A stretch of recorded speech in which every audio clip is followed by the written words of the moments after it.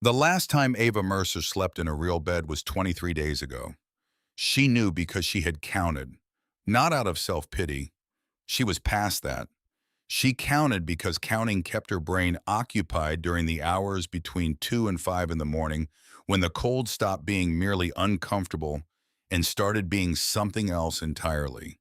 Something that crawled into your chest and pressed against your lungs and made each breath feel like a negotiation with the dark. Something that whispered suggestions about giving up quiet and reasonable, the way dangerous ideas always sound when you are alone and exhausted, and the ground beneath you is concrete, and the sky above you is the particular shade of black that exists only in the hours when the rest of the world has decided collectively to be somewhere warmer. 23 days since the apartment on Ridgeline Avenue. 23 days since Carl Redding picked up a kitchen chair and swung it into her mother's back with the casual ease of a man who had done this calculation before and found the math acceptable. Ava had been standing in the doorway of the kitchen holding a glass of water she had gotten up to find at 11 at night because she could not sleep, which was something that had been happening more and more in the months since they moved into Carl's apartment. This inability to stay unconscious, the sense that sleep required a safety she did not have. She had been standing there with the glass in her hand when Carl crossed the kitchen in 3 steps and swung the chair. And then he had turned. That was the part Ava could not stop replaying. Not the sound of the chair, not her mother's cry, not the crack of wood against spine. The turn. The way Carl's eyes moved from Diane to Ava with something that was not anger at all. Anger was hot, immediate, spent. What lived in Carl Redding's eyes in that moment was patient, architectural, something that had been building for months inside him like a structure taking shape in the dark girder by girder. And now the structure was nearly complete, and he was simply standing back and considering where to begin using it. Ava had been in the bathroom within 4 seconds. She did not think about it. Her body made the decision before her mind could interfere the way bodies make decisions when they have been paying attention long enough to understand that thinking sometimes costs more time than it saves. She climbed through the narrow window above the toilet, the one that faced the alley, the one she had measured with her eyes every single day for the past 3 months, without knowing why she was measuring it, and dropped 6 feet to the cold asphalt below. She landed on her hands and knees. She did not look back. She had learned from watching her mother that looking back was the thing that kept you from leaving. She had been wearing a gray hoodie 2 sizes too large, the kind of oversize that swallows you entirely, which turned out to be useful in ways she had not anticipated. Sneakers with no socks. Nothing in her pockets except a gas station lighter she had found on the sidewalk 3 weeks before, that a thin rectangle of blue plastic with a thumb wheel that still sparked when you rolled it. She kept the lighter because even a spark was better than nothing, which was something her father had said once about something else entirely. But the words had stayed with her the way his words tended to stay simple and dense and quietly permanent. No phone, no money, no plan. Just the night in the alley in the city of Millhaven, Ohio, spreading out around her in all its cold indifference. Millhaven was the kind of mid-sized American city that the country had forgotten to update. It had good bones, people said, which was the thing people said about places that used to be something and were not anymore. The old mill on the river had closed 15 years back, taking with it the particular certainty that comes from knowing a town has a reason to exist beyond its own persistence. What replaced it was smaller, quieter, less sure of itself. Millhaven had a downtown that closed at 7, a school system running on a budget held together with optimism and grant applications written by people who had learned to make the numbers say what the numbers needed to say, and an east side neighborhood that the rest of the city drove through without stopping when it could be helped. Ava had grown up on the east side.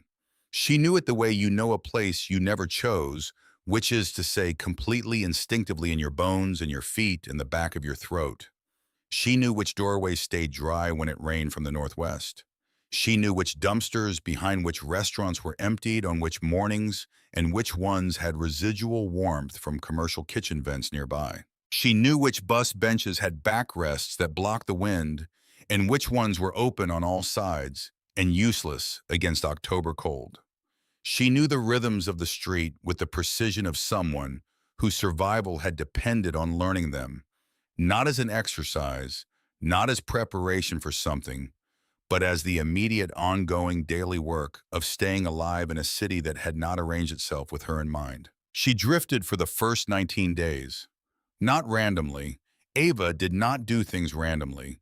She moved with a logic that was invisible to anyone watching, which was almost no one, because she had already begun mastering the skill that would define the next several weeks of her existence. The skill of becoming nobody, of occupying space without registering in it, of sitting on a bus bench in the same posture as someone waiting and being perceived as exactly that, a girl waiting, rather than what she actually was, which was a girl with nowhere to go, who had learned that stillness was a form of armor and invisibility was a form of survival. She ate at the soup kitchen on Birch Street on the days it was open, which was not every day. She filled her water bottle at the park fountain before the city shut it off for winter. She washed her face in the restroom at the public library and sat in the back corner reading until the particular quality of attention from the librarian at the reference desk shifted from neutral to pointed, which was her signal to leave. She slept in doorways and parking structures. In one memorable, miserable night in the crawl space beneath the abandoned laundromat on Pine Street, which smelled of mildew and old detergent and the staleness of a place that had been closed long enough to forget what warmth felt like. And then, on the 20th day, she found the lot behind the Iron Ridge Riders Clubhouse on Henderson Avenue. She had been circling the east side for days by then, mapping it the way she mapped everything systematically, looking for what she had come to think of as safe geometry. 3 walls and a roof, 2 walls and an overhang, a fence and a windbreak, and enough darkness that no one would think to look. The storage lot behind the clubhouse had 3 walls of chain link fence, and the solid brick rear of the building itself forming the 4th side. And the wind came from the southwest that week, which meant the lot caught almost none of it. The dumpster in the far corner smelled like motor oil and old rain, which was unpleasant, but which she had learned to rank on a scale that contained significantly worse options. She had been observing the Iron Ridge Riders for weeks before she started sleeping behind their building. Not deliberately at first. They simply kept appearing in the geography of her movement through Mill Haven, a gravitational center she kept orbiting without meaning to. The clubhouse on Henderson was a low brick building that looked like it had been constructed sometime in the 1960s and had been in a slow, dignified argument with the weather ever since. Heavy steel door on the back, never used, frosted glass panels on the front, a parking lot out front that filled with pickup trucks and motorcycles during the day and cleared out by evening. She had memorized their patch without trying. A jagged mountain ridge with a single iron bolt driven through its peak. Below it, the letters IRR in block font. The town talked about them the way small towns talk about anything they do not fully understand, which is with suspicion dressed in the clothes of concern. She had heard it at the soup kitchen. She had heard it from the woman at the shelter intake desk, who handed her an expired granola bar and pointed her toward the door. Dangerous, people said. Rough. Into something. You stay away from that end of town, honey. The soup kitchen gave her a granola bar and showed her the door. The shelter told her there were no beds and then confirmed it by closing the door in a way that did not leave room for further discussion. The bikers on Henderson Avenue, whom everyone agreed were dangerous, had never noticed her at all, which meant they were not watching for her, which meant the lot behind their building was safe in the way that proximity to a predictable danger is sometimes safer than the open exposure of somewhere nobody cares about you enough to monitor. That was her entire calculation. It turned out to be only mostly correct, but at the time it was enough. 8 days before she would walk through the front door of the clubhouse on a gray Tuesday afternoon, when the temperature had dropped 10 degrees in 2 hours and the sky had gone the flat white color. That in Ohio means serious cold is on its way and has already decided not to negotiate. Ava was sitting on the curb outside the gas station on 4th Street with her hood pulled up and her arms locked around her knees, trying to stop shaking long enough to think clearly. Her sneakers had soaked through hours ago. She had not eaten since the previous morning. She was doing the counting thing, not days this time, but smaller units. the number of blocks to the library where there was heat, the number of hours until the soup kitchen opened tomorrow, the number of minutes since she had last felt genuinely warm, which was 67 and climbing. A black pickup truck pulled into the gas station lot. A man climbed out, tall somewhere in his late 40s, dark hair threading silver at the temples, a beard carrying the same silver. He wore a leather cut over a dark flannel shirt, and on the back of the cut was the Iron Ridge patch, the mountain and the bolt. He moved with the particular solidity of men built by decades of actual physical work rather than intentional exercise, the kind of solid that comes from use rather than performance. He went into the gas station and came back out with a paper bag, and he was halfway to his truck when he stopped. He looked at her, not through her, not past her in the way that most adults looked in her general direction, and somehow failed to register what their eyes were receiving. Not the glass screen gaze she had grown accustomed to over 23 days of being invisible. He looked directly at her with the specific attention of someone who had made a deliberate choice to see what was in front of him rather than what was convenient to see. He stood there holding his paper bag and just looked, and for a moment she felt something she had not been prepared for, which was the physical sensation of being seen by another person. It was uncomfortable and necessary at the same time, like circulation returning to a numb limb.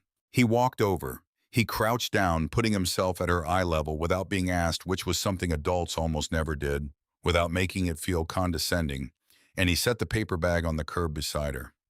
Inside, a bottle of water, a turkey sandwich in plastic wrap, and a pair of wool socks still sealed in their store packaging tags intact. He did not ask her name. He did not ask where her parents were. He did not produce a phone and start searching for the number of a service that would help someone deal with her. He looked at her with eyes that were dark brown and steady and carrying some qualities she did not immediately have a name for. Not gentleness exactly, because gentleness had a softness to it that this did not. Something more like steadiness. The quality of someone who has stood in enough difficult places to have learned that holding still is sometimes the most useful thing a person can do. "It's going to freeze tonight," he said. His voice was low and even and did not require anything from her. Ava looked at the socks. New socks, still in the packaging with the cardboard insert. She could not remember the last time anyone had given her something new. Not repurposed, not borrowed, not the tail end of something someone else had used up. New. "I'm fine," she said, because it was what she said, the automatic deflection she had constructed to keep people from asking follow-up questions she did not have answers for. He looked at her for another 3 seconds. She could feel him making a decision in that pause, some internal calculation resolving itself. Then he stood up, pulled a $20 bill from his wallet, and tucked it under the water bottle with the matter-of-fact efficiency of a man who had made this kind of decision before and knew how to execute it without ceremony. "Stay warm," he said. He got in his truck and pulled out of the gas station lot and turned onto Henderson Avenue and through the gate of the Iron Ridge Riders parking lot. Ava sat on the curb with her hand resting on a package of wool socks and felt something shift in her chest.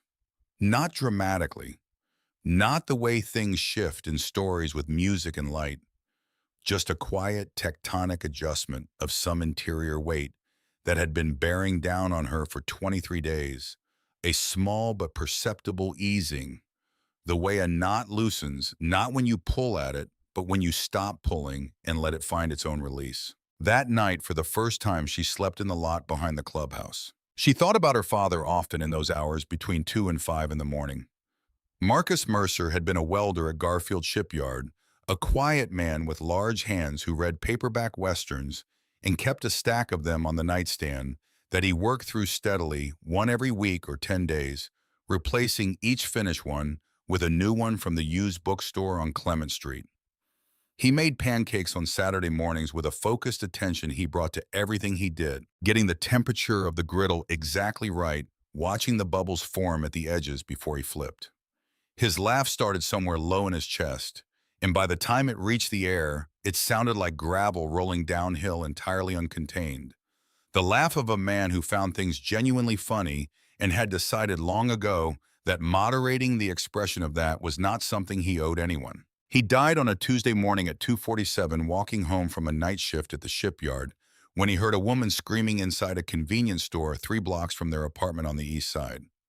He went in. He did not call the police first. He did not stand outside and assess the situation. He heard someone screaming and walked through the door. The man with the knife turned around. Marcus Mercer stepped between them. He died on the floor of that store while the woman he saved was still screaming, this time from a different cause. The paramedics arrived 6 minutes later. The woman sent flowers to the funeral. She stood in the back of the room in a dark coat and cried into a white handkerchief and could not look at Ava directly, and Ava understood at 11 years old that this was because guilt and grief look identical from a certain distance, and the woman did not know how to explain to a child that she was carrying both. Ava had been 11. Her mother, Diane, had started drinking that same week. Not in the dramatic, decisive way that Ava had read about in books where someone is described as turning to alcohol as if it were a door they opened and walked through. It was slower and quieter than that. A widening like a crack in a windshield that spreads so gradually you stop noticing it because it changes by increments too small to register individually. And then one morning you realize you cannot see clearly through it anymore, and you understand that you have not been able to see clearly through it for a long time. Diane Mercer, who had once known the names of every constellation visible from their fire escape and sang while she cooked, and kept a small succulent on the kitchen windowsill that she talked to, the way some people talk to pets, who used to read aloud to Ava from whatever she was reading, even when Ava was too old for it, because the reading aloud was never really about the book, became in the months after Marcus died someone Ava could still recognize, but could no longer reach. Carl Redding appeared 6 months after the funeral. He was polite at first. Most of them were polite at first, Ava had come to understand, because the first months of anything are an audition, and people in auditions know how to show only what they want shown. Carl had a job in private security freelance work. Flexible hours, he said. He had a lean, contained quality about him that Ava had initially misread as steadiness, because she was still learning the difference between a wall and a dam, between something built to hold and something built to hold until it doesn't. By the time she understood what Carl was, they were already living in his apartment on Ridgeline Avenue. By the time she climbed out the bathroom window, she had been reading the architecture of his moods for 8 months, with the careful attention of someone whose daily well-being depended on getting the analysis right. She knew the specific way his shoulders shifted when he was deciding to move towards something. She knew the way his voice dropped half a register and slowed to something more deliberate in the minutes before he acted. She knew the tell of the phone placed face down on the coffee table when he finished a call he did not want interrupted or overhead or continued. She had cataloged all of it in the private archive of her attention, the way any person living in a genuinely dangerous environment develops over time, a detailed taxonomy of warning signs, because knowing what was coming was the only agency she had. What she had not fully understood until the night of the chair was that Carl had been doing his own cataloging, that he had watched her watching him and had arrived at a conclusion about what that meant.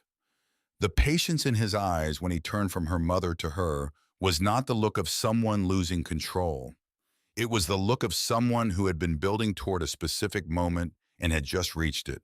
She did not allow herself to think about that too much. Thinking about it too much produced a kind of vertigo she could not afford, a tilting sensation in the floor of her thinking. Instead, she counted, she observed, and she added the lot behind the Iron Ridge Riders Clubhouse to her ongoing mental map of safe geometries in Millhaven. On the 4th night in the lot, lying on her back with the blue tarp pulled up to her chin, in the cold concrete, a steady presence beneath a thin barrier of her hoodie, she found the gun. She had been settling in for the night, shifting her weight against the base of the dumpster, working through the familiar calculus of positions that turned concrete from unbearable to merely uncomfortable. She felt something hard and flat press against her knee through the tarp in the fabric of her jeans. She assumed it was a piece of broken asphalt. She shifted again. The pressure changed in a way that rocks do not change, a flat edge where a rock would have a curve, a regularity that belonged to something manufactured rather than something that had simply been there. She pulled back the tarp and looked.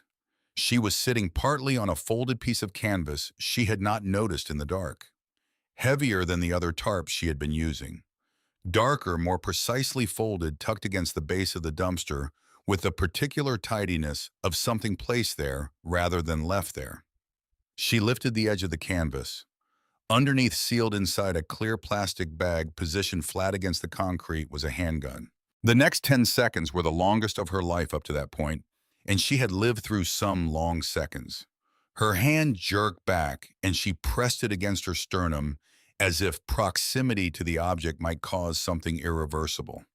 She sat perfectly still and did not breathe, and stared at the bag with a focus so intense it narrowed her peripheral vision to almost nothing.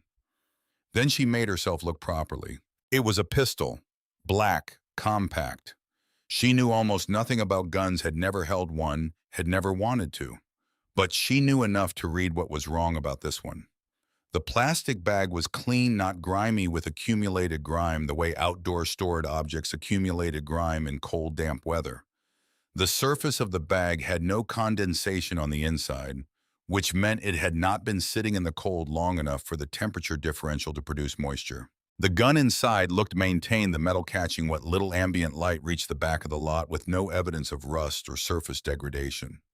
And the canvas she had lifted it from was tactical-grade fabric, tightly woven dark green, the kind that appeared in photographs of military equipment and nowhere else. This gun had not been dropped here, had not been forgotten here, had not been left by accident by someone who came back later and found it gone. It had been placed here deliberately recently by someone who understood exactly what they were placing and had chosen this location with care. The location that was invisible to everyone except someone sleeping on the ground. She covered it with the canvas, pulled her tarp back over her legs, pressed her palms flat against her thighs, and felt her heart beat in her wrists, her throat, the thin skin behind her knees. She stayed that way for a very long time. She did not sleep the rest of that night. By morning, she had moved to the far corner of the lot, as far from the dumpster as the fence allowed. She did not touch the gun again. She did not stop thinking about it. The thinking had a quality she recognized from 8 months of living with Carl, a careful, disciplined, deliberately unemotional analysis that held what she felt about a thing separate from what she needed to understand about it. Because conflating the two was how you got the analysis wrong at exactly the moment when getting it right mattered most. The gun was placed. The placement was recent. The location was chosen because it was not visible, which meant someone wanted it found only under specific circumstances, which meant something was being built around this building and the people inside it. And no one inside knew it was happening. 3 more days passed. On the second day after finding the gun, she noticed the black SUV for the first time. It was parked on the street directly across from the clubhouse's front entrance windows, tinted engine off, no one visibly entering or exiting. It sat there for 40 minutes. Then it left. She noted it the way she noted everything, without visible reaction, as a data point being added to a map that was accumulating detail. The next day, the same SUV appeared 2 blocks south, parked at an angle that gave its driver a direct sightline to the clubhouse gate. Different position, same vehicle, same plates. On the third day, Ava was sitting on the bus bench half a block from the clubhouse with her hood up and her knees drawn to her chest, indistinguishable from any cold and tired person waiting for a bus that had not come yet, when a man stepped out of the SUV across the street. He was wrong in a way she could read immediately. Not wrong in the manner that Carl was wrong, the suppressed volatility of someone containing something they intended eventually to release. Wrong differently. Too composed. Too precisely assembled. The jacket he wore was black and fitted in a way that suggested money. Not displayed money, but functional money. The kind spent on things that were built to perform rather than to show. His boots were polished. His hair was cut close in a way that spoke either of military background or of someone who had studied that aesthetic carefully enough to replicate it. He walked across the street and along the sidewalk past the front of the clubhouse with the measured, unhurried pace of someone who had been taught to cover ground without appearing to do so. He did not stop. He did not take photographs. He did not do anything that would register to a casual observer as notable. But Ava Mercer was not a casual observer. She had spent the past year and a half developing out of absolute necessity a capacity for reading people that most adults never acquire because they never need to.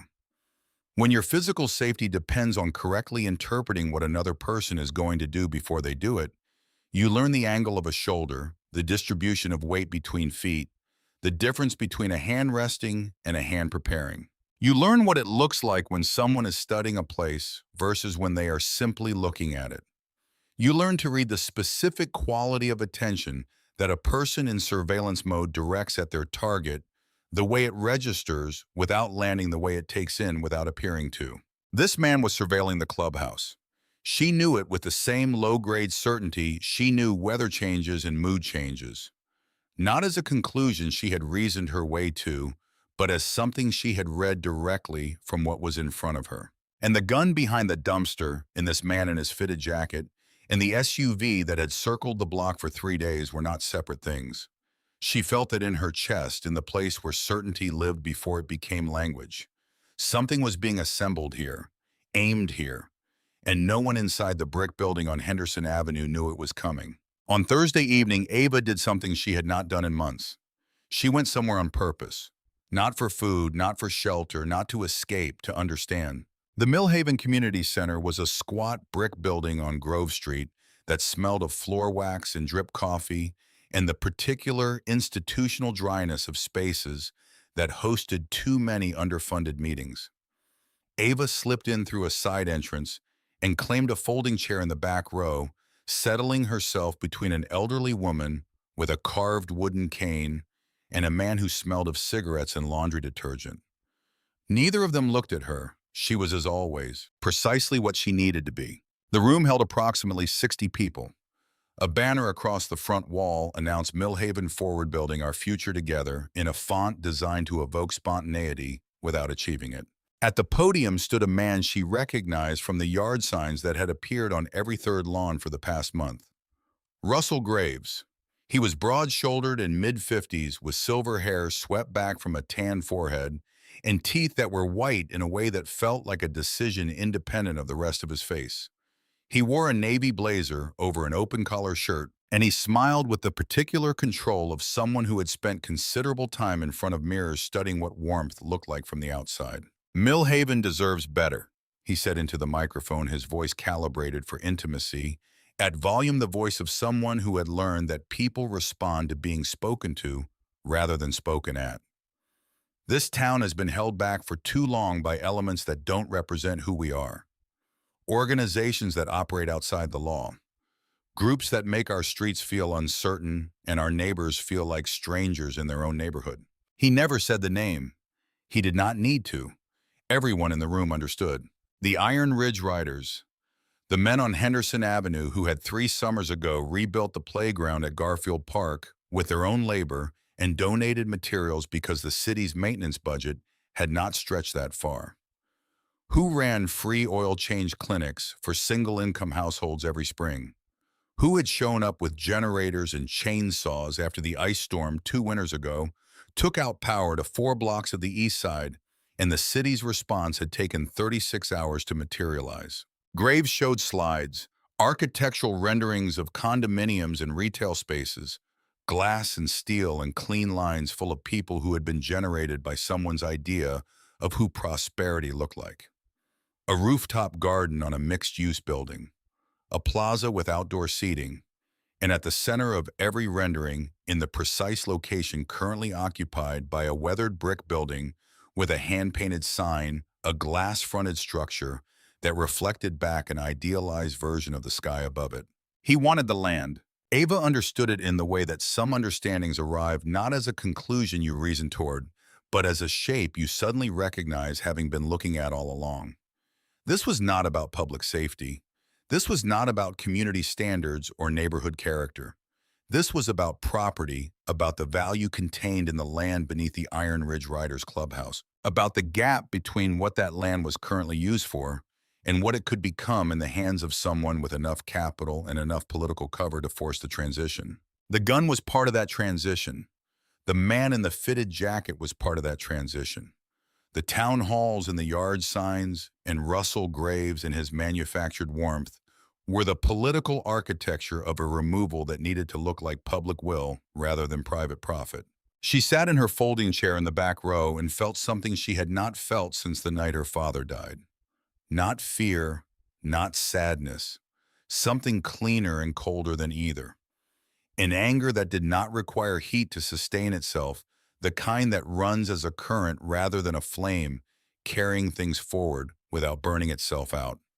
The man who had given her wool socks was being set up to lose everything he had spent his life building. After the meeting, she stood in the dark outside and watched Graves work the room through the glass of the entrance doors, touching elbows, tilting his manufactured warmth at each person in sequence. Then the SUV came around the corner. The man in the fitted jacket stepped out and opened the rear door. Graves climbed in. The door closed. The SUV pulled away, and Ava stood on the sidewalk until its taillights turned the corner at Pine Street and disappeared.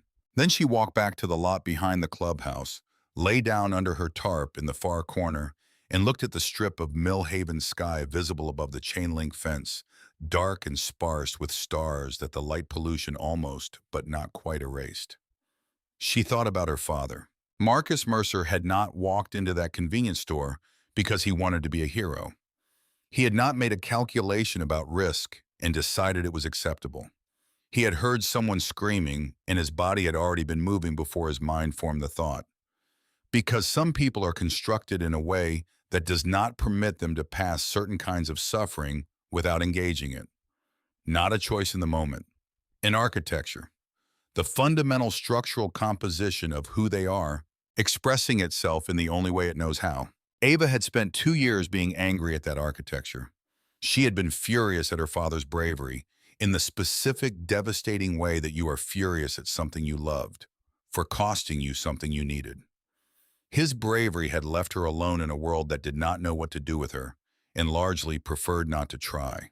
Lying in the lot behind the Iron Ridge Riders clubhouse, 23 days into the longest several weeks of her life, she understood something she had not been ready to understand before. She was built the same way. She could not walk away from this. She could not decide to leave Millhaven, find another city, another set of doorways and soup kitchens and bus benches, and let whatever was coming arrive for the people on Henderson Avenue without warning. She had tried to make that decision in the small hours when the cold got serious, and the whispers started, and every time she had reached for it, the thing she reached for was not there. Because the decision to walk past something was not available to people built the way she was built. Her father had taught her that not while he was alive, but afterward. She lay there until the cold settled completely, and then kept lying there because there was nowhere else to be. And somewhere around 4 in the morning, she stopped fighting what she already knew. The next morning, a Sunday, the sky was the color of dirty concrete, and the wind off the river carried the smell of frozen mud and diesel. Ava stood on the sidewalk across Henderson Avenue and looked at the front door of the Iron Ridge Riders Clubhouse. Heavy wood dark stained frosted glass in the upper panel. A hand-painted sign beside it that she moved closer to read. Members only. And below that in smaller letters. Community welcome. Wednesdays 6 to 8 p.m. She was not going to wait until Wednesday. She crossed the street. Her sneakers stiff with 23 days of cold and accumulated grime made no sound on the pavement. She reached the door, put her hand on the handle. The metal was ice cold. She could feel her heartbeat in her fingertips and her wrists, in the thin skin of her temples. She pulled the door open and walked inside. The warmth hit her, first the sudden total envelopment of heat from a space that had been occupied for hours, and her body's response was immediate and uncontrolled. A full-body shudder that moved from her shoulders to her knees as everything that had been locked against the cold began carefully to release. Then the smell, coffee and old leather and wood polish, and underneath all of that, something she could not immediately name, but that her memory located without being asked. Something that made her think of her father's corner of their apartment on the east side, before Carl, the smell of tools kept in order, and work taken seriously, and a space that belonged to someone who knew who they were. The room was large and open, a long bar along one wall, A pool table in the back corner. Mismatched tables across a wooden floor that had been bearing the weight of boots for decades and had the grain and darkness to prove it. 4 men at a table near the bar. 2 men standing near the pool table with cues.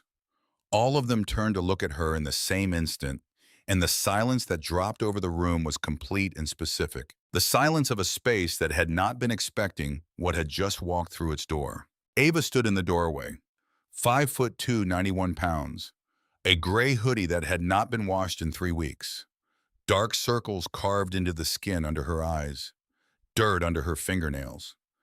She looked at the room and the room looked back at her, and she felt in that moment the full weight and absurdity of what she was doing, the impossibility and the necessity of it, pressed together into a single sensation that she could not separate into its component parts.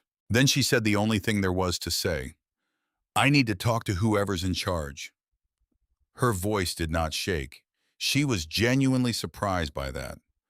The thick-armed bald man at the table with the scar running from his left ear to his jawline leaned back in his chair with narrowed eyes and started to speak. "Kid, this isn't a let her talk." The voice came from the end of the bar. The man who had given her the sock stepped forward from where he had been standing, coffee mug in one hand. He was exactly what she had seen from the curb outside the gas station, dark and steady, and he was looking at her with the same undivided attention, the kind that did not try to categorize what it was seeing before it had heard what that thing had to say. She could read his patch clearly now, the mountain, the bolt, the letters, and above his left breast pocket in smaller text, President. Below that, his name, Ray Mercer. Mercer. The name landed somewhere behind her sternum with a force that was not quite physical, but was not quite not physical either. She filed it. There was something she had to say first, and the name could wait, because the name was going to require more of her than she had right now, and what she had right now needed to go toward what she came here for. Ray pulled a chair out from the nearest table with one hand, set his mug down with the other. It was an offer. She sat. The chair was solid beneath her. The room was warm. She pressed her palms flat against the tabletop and felt the grain of decades of use under her fingers, and took one breath, one deliberate breath, and let it out. "You said you need to talk," Ray said. He sat down across from her and folded his hands on the table. "So talk." And Ava Mercer, who had been nobody for 23 days, who had learned to disappear so completely that the city moved around her without registering her presence, who had watched everything from the margins and understood more than anyone looking at her would have credited, began. She told it in order. Not the rushed, front-loaded version she had rehearsed in her head during the long nights in the lot, the version that led with the most dramatic detail to secure attention before they could dismiss her. She told it the way she had learned to tell things that mattered chronologically, with the specific details that made a picture legible to someone who had not been there to see it. The fourth night in the lot. The canvas against the base of the dumpster. The plastic bag with no condensation, no weathering, no evidence of time. The gun inside it compact and clean and placed with care. The way she had covered it and moved to the far corner and stayed awake until morning with the thinking running and the cold settling deeper. Then the SUV. The first day, 40 minutes across from the front entrance. The second day, 2 blocks south, different angle, same vehicle, same plates. The third day, the man himself, the fitted jacket and polished boots, and the military haircut, and the walk of someone trained to cover ground without appearing to cover it. She described his movement past the clubhouse with the precision of someone who had been studying human behavior for the better part of 2 years, because her safety depended on getting the analysis right. Then the town hall. Russell Graves in his navy blazer and his slides showing glass buildings where this building currently stood. The way he never used the name, but the room understood. The way she had sat in the back row between an old woman and a man who smelled like cigarettes and assembled the picture in real time, each piece clicking into the space beside the last until the shape of it was visible. Then the end of the meeting. The SUV pulling up. The same man opening the door. Graves climbing in. She said all of it without stopping. When she finished, the room was quiet with the quality of a space where everyone has been holding their breath and is now releasing it carefully, not wanting to disturb what has just been laid on the table. Ray had not moved during any of it. His hands were still folded. His face had not changed, not once. No surprise, no skepticism, no the adult discomfort of being asked to take something seriously that arrived in a form they had not expected. He had listened with the complete attention of someone who understood that some information comes once and must be received correctly the first time. He looked at the bald man with the scar, Duke Callahan.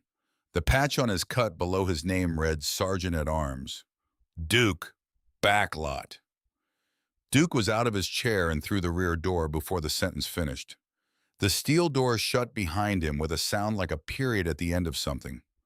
Ray looked back at her. How long have you been sleeping out there? That's not the important thing right now. It is to me. She looked at the table. There was a long crack in the wood grain running diagonally across the surface, dark with age like a river on a topographic map. She traced it with one finger. 23 days, she said, since I left. Ray did not flinch, did not soften into the expression she had been dreading. The particular softening that meant pity, which in her experience was just helplessness, wearing a more presentable face. He absorbed it and stood up and went behind the bar and came back with a plate. 2 pieces of toast with butter, a glass of orange juice. He set them in front of her without comment and sat back down. Eat, he said, then we'll figure out the rest. She picked up the toast. Her hand was shaking, and she had not noticed until now. She took a bite, and the warmth of it, the simple physical fact of bread and butter and heat, moved through her with a force that blurred the edges of her vision. She pressed her teeth together and kept chewing, and did not allow what was threatening to happen behind her eyes to happen. The rear door opened. Duke came back in. He was holding a clear plastic bag by one corner, gripping through the plastic so his print stayed off the surface, and inside the bag was a black pistol. He crossed the room and set it on the bar with the careful deliberateness of a man handling something he respects, even when the presence of it is unwelcome. Planted, Duke said. The word was flat with the compression of a more complicated reaction being held at a controlled temperature. Canvas wrap recent placement, no weathering on the bag. This went in within the last week, maybe less. He looked at Ray and something passed between them that was not a word or a signal, but the compressed shorthand of 2 men who have known each other long enough that understanding moves between them faster than language. Cereal's intact, Duke said. The temperature of the room dropped without anyone touching a thermostat. Say that again, said one of the younger men near the pool table. Serial number, intact, not filed, not obscured. Duke's jaw was set. Glock 19, standard department issue. The silence that followed was heavier and denser than the one before it. The silence of men who understood exactly what it meant to find a police-issued weapon with its serial number deliberately left traceable, planted on their property. It meant that whoever found it, if whoever found it was wearing a badge and responding to an anonymous tip, would run the number and land somewhere specific. It meant the gun was not just a weapon, it was a document intended to produce a particular result. Ray picked up his phone, dialed from memory, no searching the number in his fingers. 1 ring, 2. Carla. His voice was even and direct. I need you at the clubhouse, now. Bring your badge and come alone. Don't log it, don't tell anyone where you're going. A pause. Because someone just tried to end us, and a 13-year-old girl is the only reason it didn't work. He hung up and looked at Ava. Her name is Carla Novak. She's a detective with the homicide division. She's going to want to hear everything you just told me. Ava nodded. She finished the toast. She drank half the juice. And then she said the things she had been carrying since she walked through the door, the things she had set aside because she had something more urgent to say first, but which had been there the whole time waiting. Your last name, she said. Ray looked at her. It's Mercer, she said. Yes, same as mine. The room held very still. Yes, Ray said again. And then after a pause that had the quality of a door being unlocked from the inside after a long time, Marcus David Mercer, welder, Garfield Shipyard. He died at 2:47 in the morning on a Tuesday walking home from his shift because he heard a woman screaming inside a convenience store and he went in. The glass slipped. It did not shatter. It tipped and the orange juice spread across the table in a slow tide, orange and bright against the dark wood, finding the old crack and following it. Ava sat frozen and looked at the man across from her and felt the ground shift in the particular way it shifts when something you believe to be the floor turns out to be a door. He had a daughter, Ray said, named Ava, 11 years old when he died. Ava could not find language. It had gone somewhere else. I'm his brother, Ray said. I've been looking for you for 2 years. Duke materialized at the table with a cloth and cleaned up the juice without a word, the small, practical act of a man giving a large moment somewhere to breathe. Around the room, the other men had gone carefully still, with the particular stillness of people who understand that what is happening at the center of a space does not belong to them and should not be crowded. I don't have an uncle, Ava said. Her voice had gone somewhere quiet. You do. Ray's hands were flat on the table, fingers spread, pressing down, the way a person holds themselves in place when everything inside them is in motion. Marcus and I hadn't spoken in 6 years before he died. That was my fault, not his, mine entirely. And by the time I found out what happened to him, you and your mother had already moved. She changed her number. She changed addresses 3 times. She stopped responding to anyone connected to the Mercer name. He paused. I tried to find you.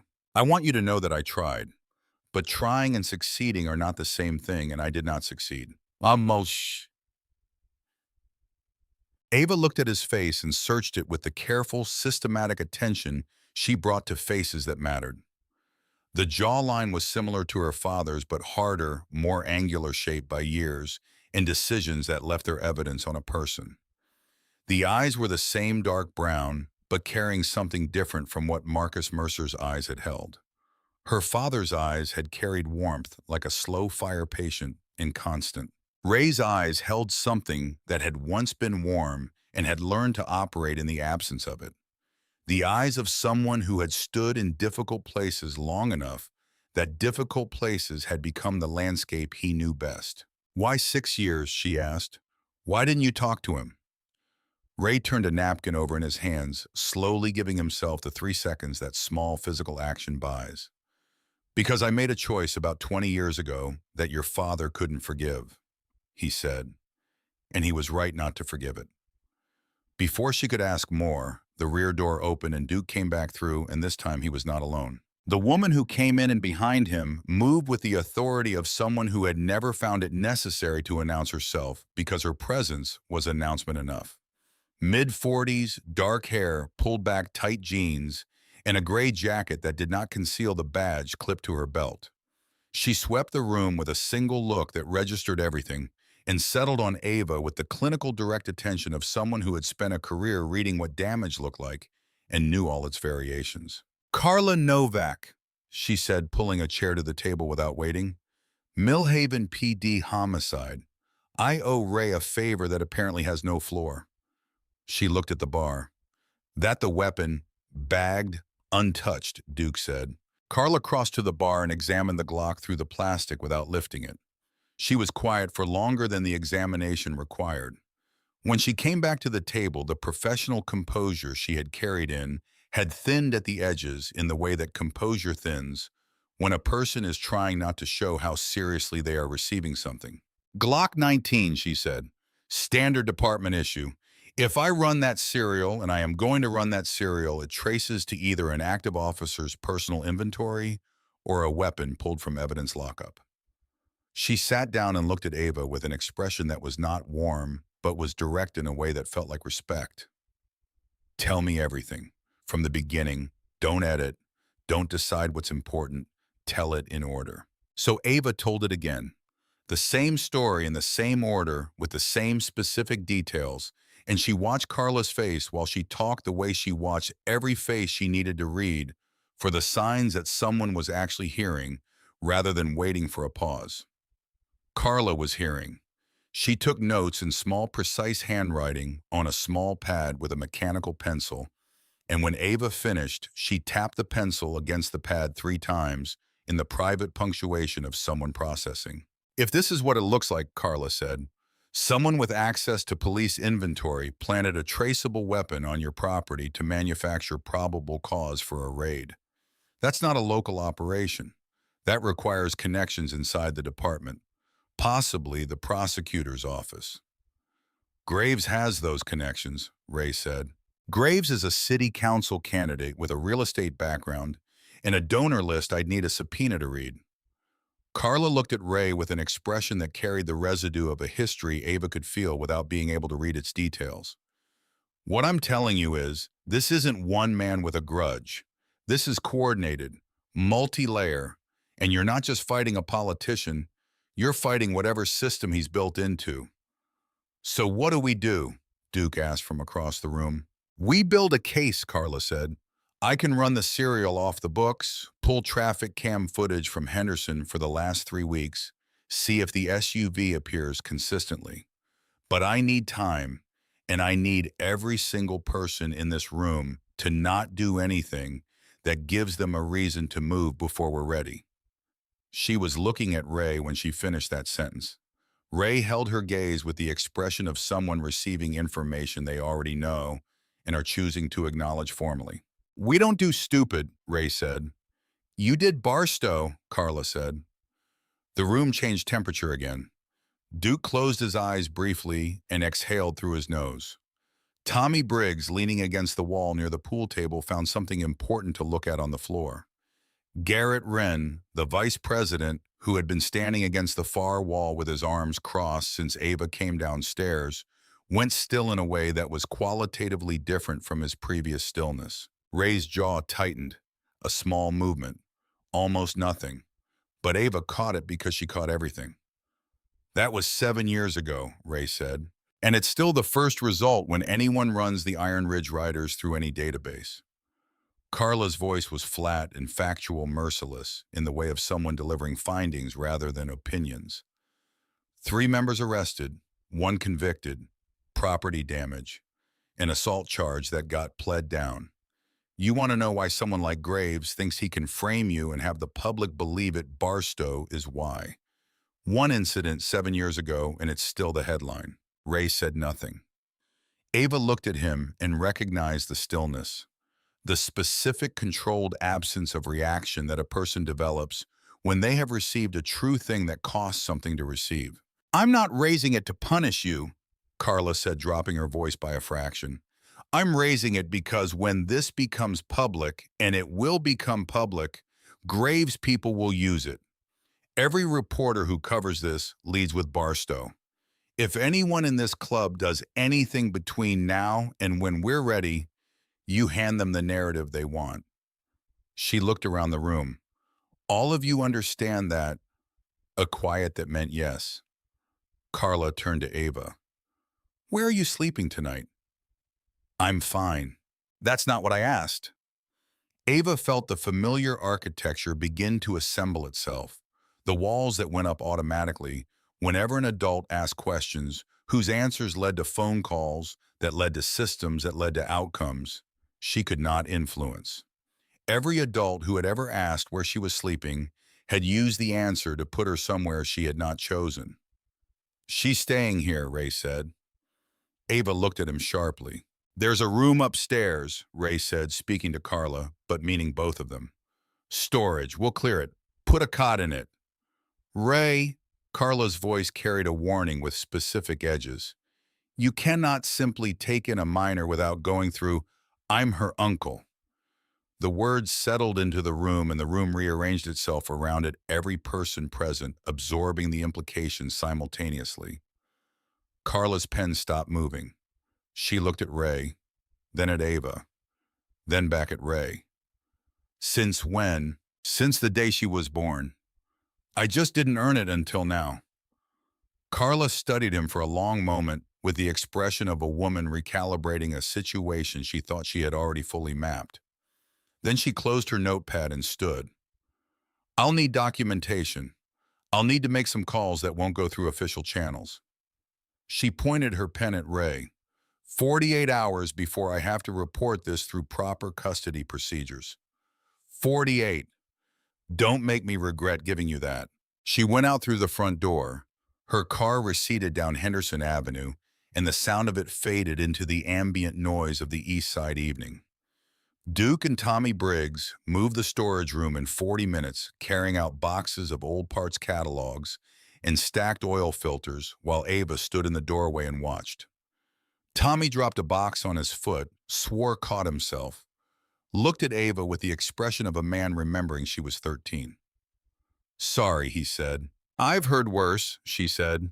He stared at her for a beat and laughed a genuine sound, short and surprised, and went back to work. By the time they finished, the room had a cot with a sleeping bag, a folding chair, a lamp with a slightly crooked shade, and a small electric heater in the corner that hummed with the steady domestic purposefulness of something that intended to do its job indefinitely. Ava sat on the edge of the cot and pressed her hands flat against the sleeping bag and felt the reality of it. A surface, a space with 4 walls and a door that locked, a heater that worked. Something thawed in her chest that had been frozen for 23 days, a layer she had built to keep herself functional, giving way to something warmer and more dangerous, and she pressed her teeth together until the sensation passed. 20 minutes later, a woman she had not seen before arrived downstairs. Ava came down to observe. The woman was in her late 30s, short dark hair, wire-rimmed glasses, flannel shirt over a thermal, carrying a laptop, the way a person carries a tool they are accustomed to using. No leather cut, no patch. But every man in the room oriented toward her with the careful attention given to someone who knows things you need, and Ava read that orientation immediately. Ray introduced her as Petra Voss, forensic accountant. Contract work, usually for defense attorneys, occasionally for organizations that could not afford the notice that came with firms that left paper trails of their own. Petra opened her laptop and talked with the unhurried precision of someone who had spent her career translating complex things for people who needed to understand them quickly. Graves Development Group had 7 subsidiary LLCs. Standard obfuscation for a developer acquiring property without revealing the buyer. The layers ran deep. Company A owned Company B, which controlled Company C, which held the assets. Common practice. Not automatically criminal. But the specific properties in the acquisition pipeline, Petra said, and she scrolled to show them, were something else. 4 blocks of Henderson Avenue, 2 blocks of Pine Street, the empty lot on Birch, where the old lumberyard used to be, and the building that currently housed the Millhaven Community Center, the same building where Russell Graves had stood behind a podium 3 nights ago, talking about the future of this town while one of his shell companies was already in negotiations to purchase it. The seller, Petra said, is the city of Millhaven, represented by the City Property Commission. The chair of that commission approved 3 below-market sales to Graves shell companies in the last 14 months. She paused. The chair's name is Dennis Farlow. Ray went very still, the specific stillness of a man who has just heard a name he was not prepared to hear. Dennis Farlow, Petra said again, holding the name in the air. Ava looked at Ray. Who is he to you? She asked. The room turned toward her. Ray took a moment before answering. My platoon sergeant, he said. Iraq, 14 months, the best soldier I knew over there. When we came home, he went into city government. I went into the club. We kept in touch for a few years. He stopped. Then we didn't. Ava sat with that. Then Petra turned her laptop and scrolled to a corporate registration document, and Ava leaned forward and read, Ashcroft Partners Incorporated in Delaware. Standard privacy protections. But every LLC required at least 1 managing member. Ashcroft's managing member was a company called Ridgeline Security Solutions. The name moved through Ava like cold water poured from the inside. Ridgeline, Carl's apartment. Ridgeline Avenue Unit 4B, where she had read the architecture of a man's moods for 8 months and had eventually run out of road and climbed through a bathroom window into the dark. Ridgeline Security Solutions, Petra said, was incorporated 14 months ago. Its managing member is listed as Carl M. Redding. The sound that came from Ava was not a word. It was something below words, something that her body produced before her mind could intercede, a compressed sound between a gasp and something she refused to call a cry. She caught it, pressed it back, put her hands flat on the table and felt the wood grain under her palms and breathed. Carl. Carl in the recliner. Carl's phone always face down on the coffee table. The different voice when he thought she was out of earshot, the quieter, more precise voice of someone conducting business that had nothing to do with the life he was performing in that apartment. Carl's eyes when he turned from her mother. Patient. Building something. He had been building this. He wanted me gone, Ava said. Her voice was very quiet and very steady. When I left, nobody looked for me. My mother didn't file a missing person report. I checked at the library. I searched my own name. There was nothing. Nobody came. She looked at Carl Redding's name on the screen. He knew where I'd go. He knew I'd go toward the one person who showed me basic decency. She stopped. I was sleeping behind the building he was being paid to destroy. Ray moved around the table and crouched in front of her. He did not reach for her. He simply lowered himself to her level, the same instinct as the gas station, the same understanding that some moments require meeting a person where they are rather than expecting them to come up. This changes things, he said. It doesn't change the most important thing. You're here. You're safe. And now we know more than we did before you walked through that door. He hit my mother. The words came out with a crack at their edges, the first crack she had permitted since she sat down in this building. He hit her and she let him because she was already too far gone to fight back, and the whole time he was using our apartment as the operational base for this. She pressed her forehead toward the table and let the wood hold the weight of it for a moment. Ray stayed where he was, did not speak, did not reach for her, just remained the way a wall remains without asking anything of the space it occupies. After 90 seconds, Ava raised her head. Her eyes were red. Her face was dry. She pulled the sleeve of her hoodie across her cheeks and sat up straight. My mother is in that apartment, she said. I know, Ray said. That's not something we can leave alone. Garrett Wren pushed off the wall and came to the table for the first time, leaning both hands on the surface with the intent focus of someone who has just recalculated the situation they are standing in. She's right, Garrett said. If Redding is Ashcroft's ground operator, he's placing the weapons. He's running the surveillance. And right now he believes no one on this side knows any of what we've spent the last 2 hours learning. Which means we have a window, Petra said from her corner without looking up. A narrow one. Once he finds out the first gun was discovered, or once they realize the timeline has been disrupted, they'll accelerate. Ray stood up.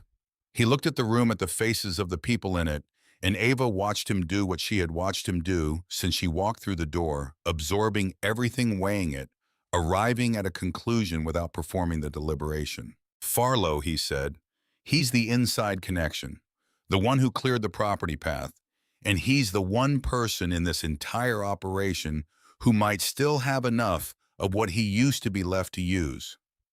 He looked at Ava. You said we needed someone inside the system. You were right about that. What are you going to do? She asked. Give him one chance to be the man he was in Iraq. He picked up his phone, dialed a number he knew without looking it up. The phone rang in whatever space Dennis Farlow occupied when he was not at a city commission table, signing documents that cleared the path for a developer who was using stolen police weapons to destroy the lives of people Ray Mercer had spent years responsible for. A voice answered, rough with sleep. It's Ray Mercer, Ray said. I know what time it is. I know what I said last time. Neither of those things matters right now. He paused. I know about graves. I know about the shell companies. I know about the property sales, and I know about the guns. And I know you're in the middle of all of it. 2 seconds of silence. You have one chance. Meet me at the old foundry on River Road, 7 in the morning. Come alone. Or I go to the FBI with everything I have, and you can explain to a federal prosecutor how your commission sold 4 blocks of Henderson Avenue to a man who planted stolen police weapons on my property. He hung up, set the phone on the table. The room did not move. Then Ava's eyes went to the window, to the street outside. She had been monitoring it in the background the way she monitored every perimeter she occupied, and something had changed while they were talking. In the darkest space between 2 streetlights on the far side of Henderson Avenue, a silver sedan sat with its engine off and its lights out angled to give its driver sight lines to both the front entrance of the clubhouse and the side lot access. Not the black SUV, a different vehicle. A vehicle she had not known to watch for because Carl Redding was operationally capable enough to rotate what he used. "There's a car," she said.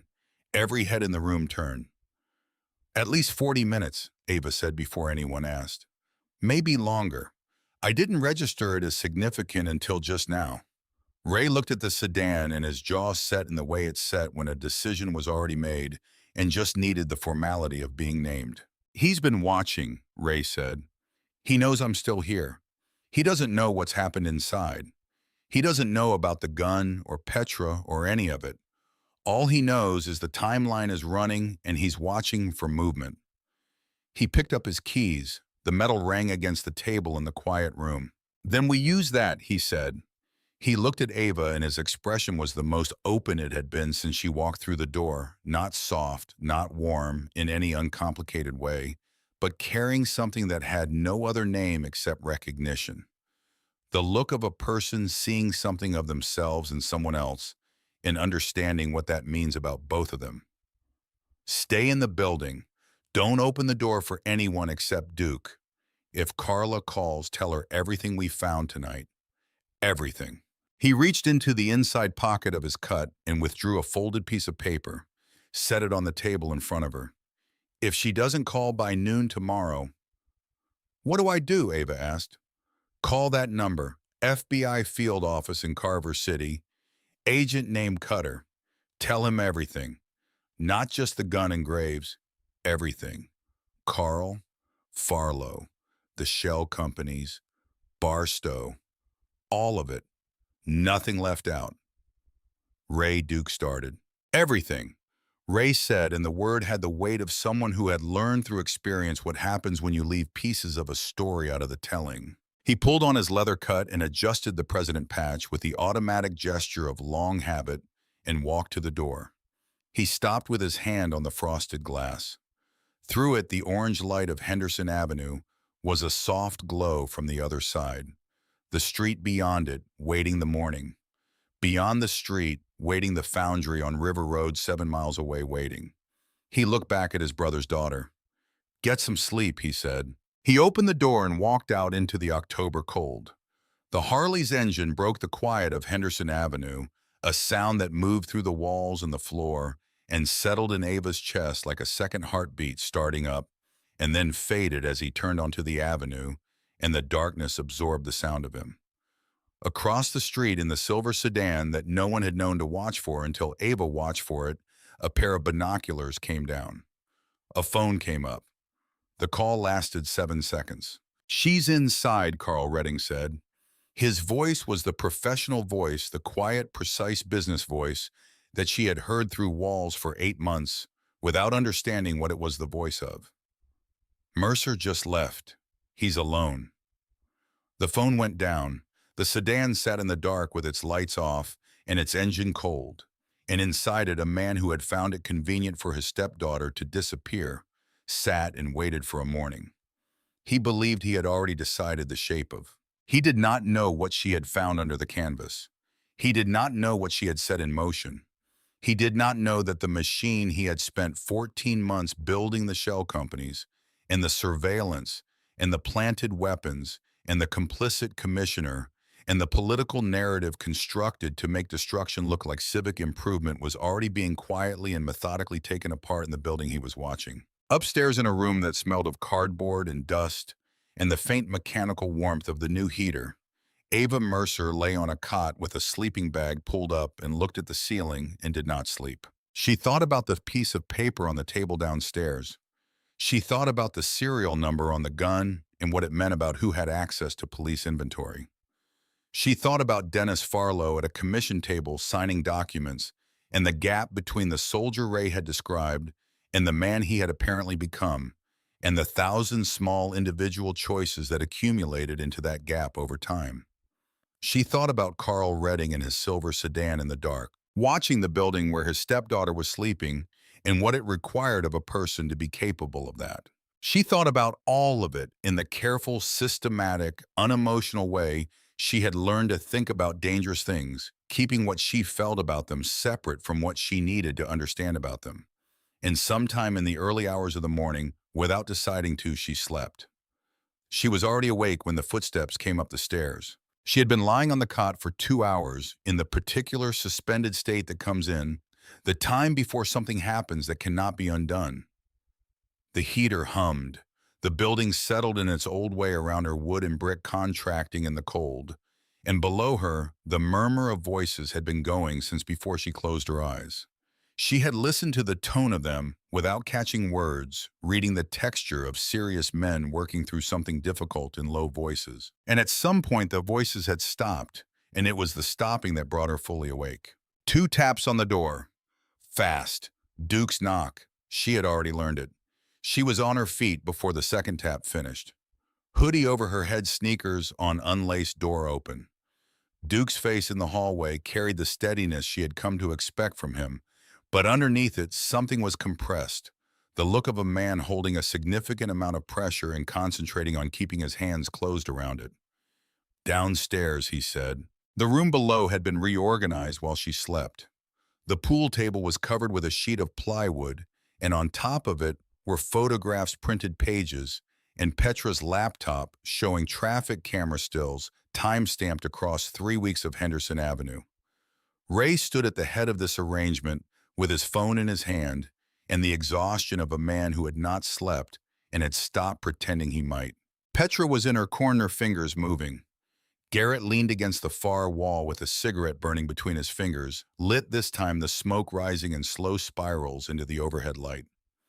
Tommy Briggs sat on a bar stool near the door with one knee bouncing and his eyes moving between the photographs and Ray's face. Ray looked at Ava when she reached the bottom of the stairs. "Carla called," he said. "The serial came back." Ava crossed to the table without being asked. "The gun doesn't trace to evidence lockup," Ray said. "It traces to an active duty officer's personal inventory, an officer who filed a stolen weapon report 3 days ago." He paused. "That officer is assigned to the gang task force, the same task force whose operational budget received a $50,000 donation last quarter from a community safety PAC connected to Graves' campaign." The room was very quiet. "There's more," Ray said. "Carla pulled 3 weeks of traffic cam footage from Henderson Avenue. The SUV Ava described appears 19 times in 22 days. Same plates every time. The vehicle is registered to a private security firm called Ashcroft Partners." He looked at Ava. She already knew what was coming. She had known it since the moment Petra read Carl's name off the corporate registration the night before. "Ashcroft Partners' largest client," Ray said, "is Graves Development Group." Duke set down the glass he was holding. The sound it made on the bar surface was too loud for the quiet of the room. "They're not just coming for the clubhouse," Ray said. "Carla found a second stolen weapon report filed yesterday. Same officer, different gun, which means there's a second planted weapon out there somewhere, and we don't know where it is." Ava looked at the traffic cam stills. 19 times in 22 days. Patient, methodical, not improvised. "The foundry," she said. "What happened with Farlow?" Something in Ray's expression loosened by a fraction. "He came," Ray said. "He came alone. He told it directly, without editorializing the facts in order, and the meaning left to settle where it landed. Dennis Farlow had arrived at 7:03 in a dark blue sedan that entered the parking lot the way cars enter spaces when the driver is checking for exits before committing to an entrance. He had stepped out looking older than Ray remembered, the military bearings still present in the architecture of his shoulders, but the material surrounding it eroded. They had stood 40 feet apart on cracked asphalt with 20 years of shared history beneath them, and Farlow had said he didn't know about the guns. Ray had not believed him. Farlow had said it again more precisely. He had known about the development plan. He had known Graves was using political pressure to force the Iron Ridge Riders out of Henderson Avenue. He had approved the property sales because they were presented to him as economically defensible and because there were incentives attached to those approvals that he had told himself were standard practice, even as some part of him knew better.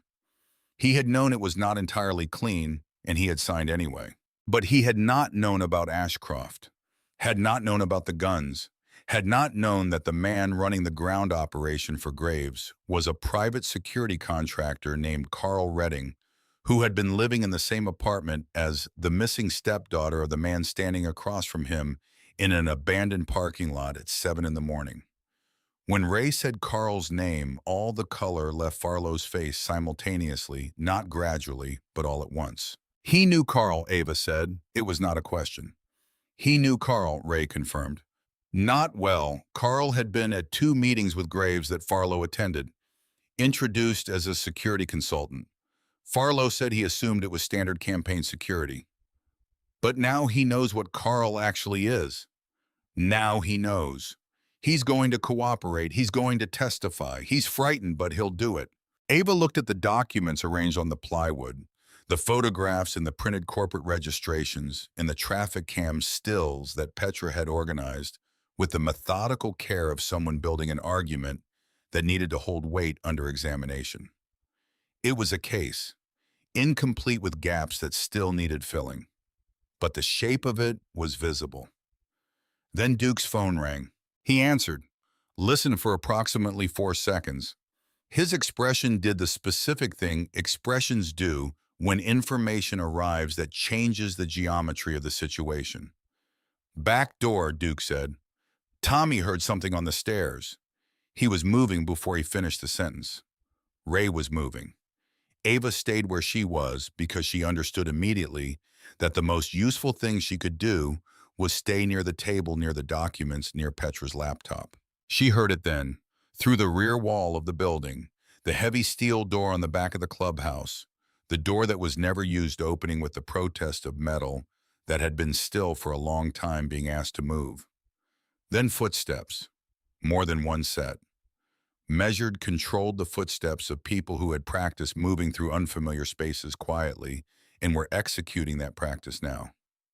Petra looked up from her laptop. Her eyes found Ava's.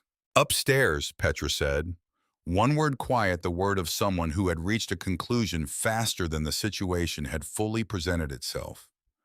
They went, not running, fast and without sound up the stairs and into the room with the cot and the heater and the walls Ava had not yet painted.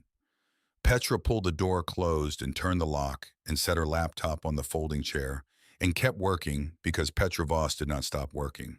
Below them, the sounds that followed were brief and specific. The compression of bodies in a space too small for a fight to have much room. A voice cut short. The crack of something wooden. Then a silence that had the particular quality of something that ended fast. Ava stood in the center of the room and breathed and counted. She reached 112 when Duke's voice came through the door. It's over. Come down. Petra closed her laptop, picked up the flash drive from beside it, put it in her shirt pocket, picked up her phone.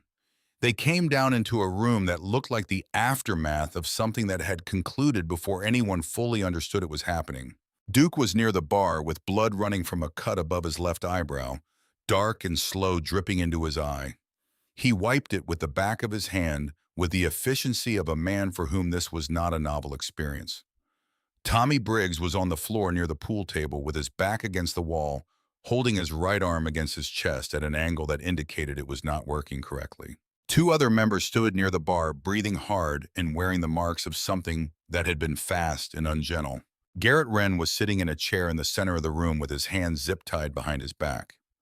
Ava stood at the bottom of the stairs and let her eyes move from Duke to Tommy to Garrett, and she understood before anyone spoke. She understood it the way she understood most things, by looking at what was in front of her and letting the picture form without interference. 3 men had come through the steel door that was never used. They had walked directly to the table. They had taken the laptop and the printed documents. They had known exactly what to take and exactly where to find it, and there were only 4 copies of the key to that steel door. Ray looked at Garrett. The expression on his face was not anger. It was something that contained anger so completely that none of it was visible, which was somehow more serious than anger. The expression of a man discovering that something he had built his life around was not what he believed it to be. "Garrett," Ray said. His voice was almost soft. "Tell me this isn't what it looks like." Garrett sat in the chair with his hands behind him and his face stripped of everything.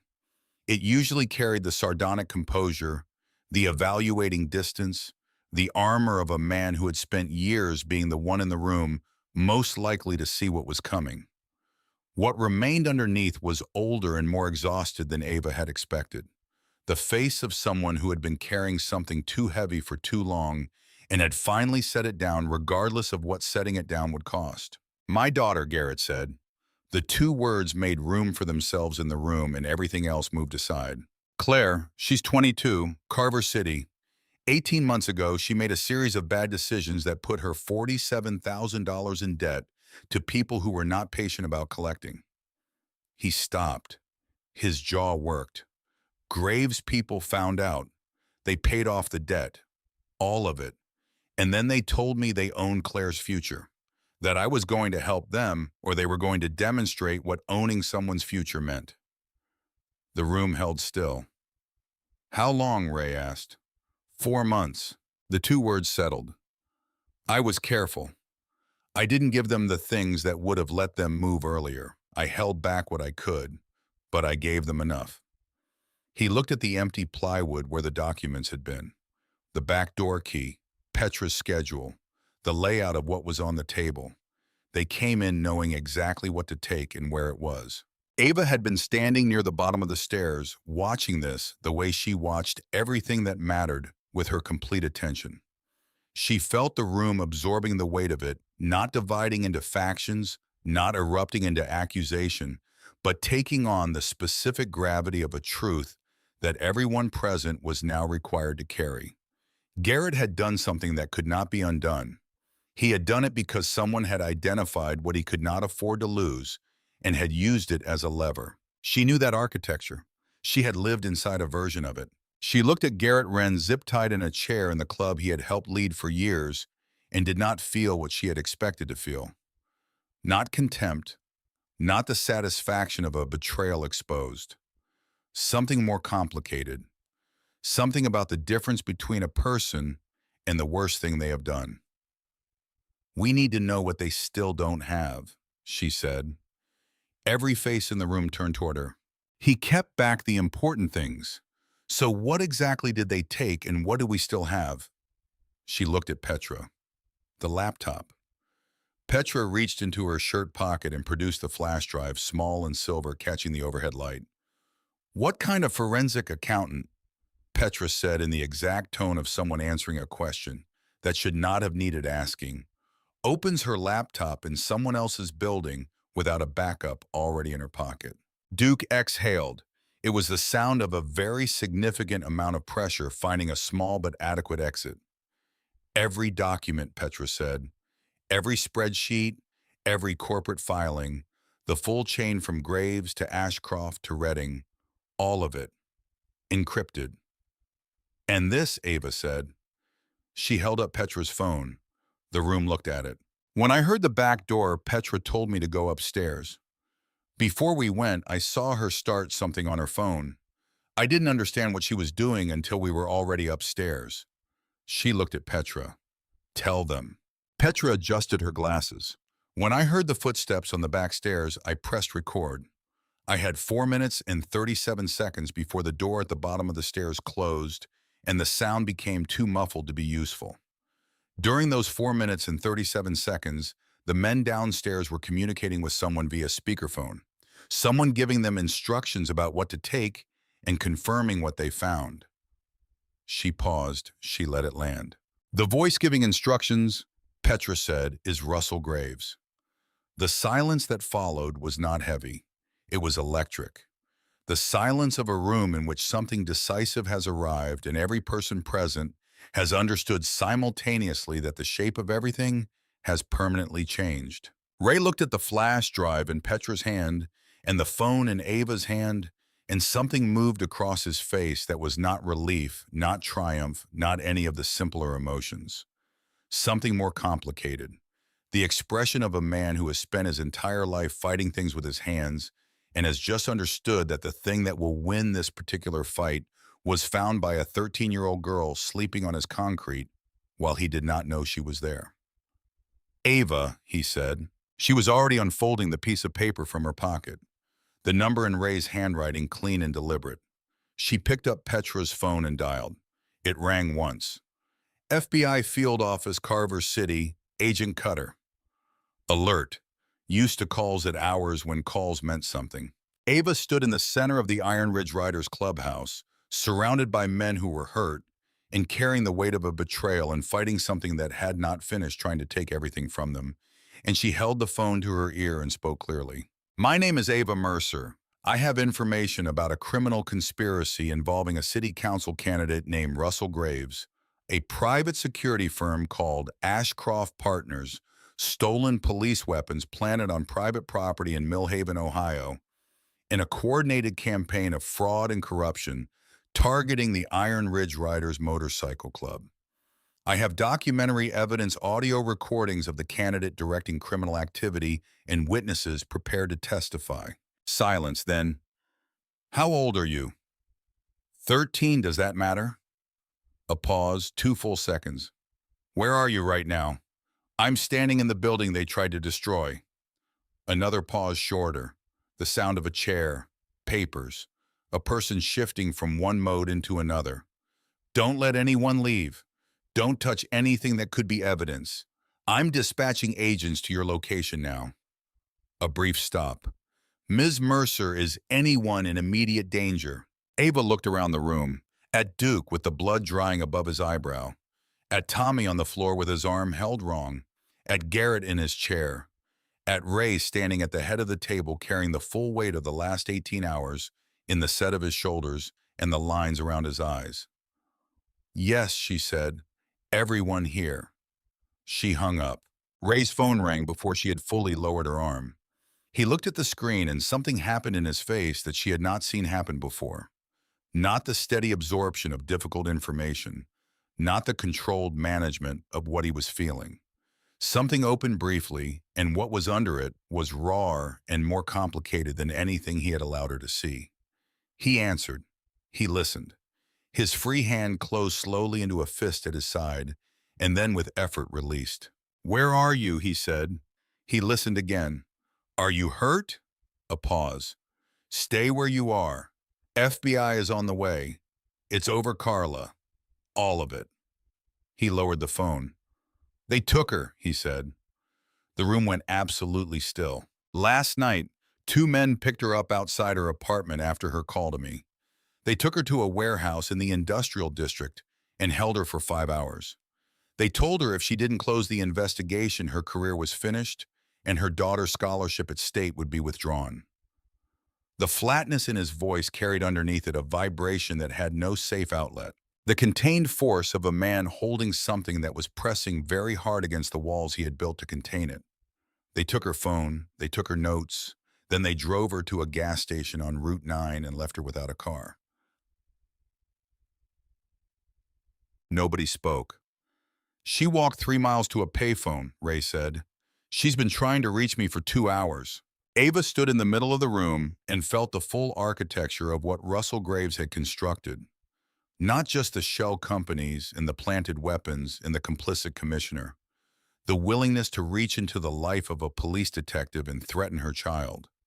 The structure of someone who had decided that other people's lives were material for the construction of what he wanted usable and discardable as needed. The cold anger she had first felt in the back row of the Millhaven Community Center returned now. Colder, more specific, the kind that knows exactly where it is going. Outside engines, not Harleys. Multiple vehicles moving with the particular controlled urgency of people trained to arrive at situations rather than stumble into them. Through the frosted glass of the front door, shapes resolved into figures, federal agents and dark windbreakers crossing the lot toward the entrance. Duke moved to the window. Federal plates, 3 vehicles. The front door opened and Agent Cutter came through it. Mid-40s, square-jawed, weathered in the way of someone who spent significant time outdoors doing things that were not recreational. 2 agents behind him, the alert, absorbing attention of someone accustomed to walking into rooms where things had already happened and needing to map them quickly. His eyes found Ava. "Miss Mercer," he said. "That's me." He looked at her for a moment with an expression that was professionally neutral and did not entirely succeed at concealing something else. Something connected to the fact that the person who had called his office and laid out a federal conspiracy case with the calm precision of an experienced investigator was 13 years old and wearing a gray hoodie that had seen considerably better months.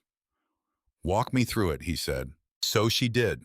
Standing in the center of the room with federal agents making their own notes around her, she walked Cutter through it from the beginning. The storage lot, the canvas, the gun with its clean bag and intact serial number, the SUV and the man in the fitted jacket, the town hall and Graves and the architectural renderings, the corporate chain from Graves to Ashcroft to Carl Redding, the gang task force officer with the stolen weapon report, Dennis Farlow and the below-market property sales, the break-in and the taken documents and the audio recording Petra had made in 4 minutes and 37 seconds. She told it in order with the specific details that made it legible, and she watched Cutter's face for the signs she always watched for the indication of whether information was landing the way it needed to land. It was landing. He took the flash drive from Petra and the phone from Ava with the careful formality of someone establishing chain of custody and made calls in the efficient, compressed language of federal communication where every word did the work of several. Then his expression shifted. "We intercepted a communication from Graves' phone 11 minutes ago," Cutter said. He was looking at Ray but also at Ava, his eyes moving between them in a way that suggested he was calculating who was going to be most affected by what he was about to say. He ordered someone to move the second planted weapon. Not to the clubhouse. Something changed in the room's temperature that had nothing to do with the thermostat.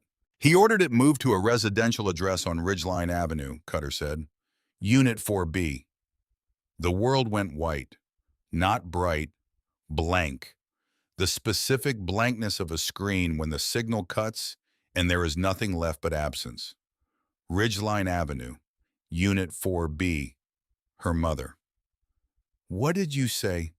Ava's voice was very quiet. Cutter looked at her directly. "Is that address significant to you?" Ava opened her mouth. The words were not there. Ray moved before she found them, crossing the room and putting himself in her sight line, the same instinct as every other time, lowering himself to meet her where she was. "That's where her mother lives," he said to Cutter, "with Carl Redding, the Ashcroft operative." Cutter's expression did what expressions do when the geometry of a situation rearranges itself completely and suddenly. "Redding is on site. We don't know." Cutter was already on his radio. "Unit 2, I need an intercept team at Ridgeline Avenue, Unit 4B, Priority 1. Possible evidence tampering in progress, suspect may be present. Civilian in the unit, female, mid-30s, considered vulnerable. Non-tactical approach. I repeat, non-tactical." The radio confirmed. Cutter turned to his agents. "Henderson is secured. 2 units here for evidence preservation. Everyone else Ridgeline. Move." Federal sedans pulled away from the curb. Ava was off the curb and heading for Duke's truck before she understood that her legs had already made the decision. Ray caught her arm. "Ava. She's my mother." She turned and looked at him, and whatever he saw on her face made his grip ease. Not release. Ease. The way you hold something you understand you cannot hold indefinitely. "Then I'm coming with you," he said. They rode in Duke's truck, Ray and Ava and Duke, through morning streets that felt obscenely ordinary, the city conducting its business while the world had compressed to a single point 7 blocks away. Ava sat in the back with her forehead against the cold glass and watched Millhaven go past storefronts and lights and people with dogs and people with coffee cups, and people who had gotten up this morning without knowing it was different from other mornings. She had been gone 23 days. She had found a gun and followed its logic through a town hall and a corporate registration and a silver sedan parked in the dark. And she had walked through a door she was afraid of and said the things that needed to be said to the people who needed to hear them.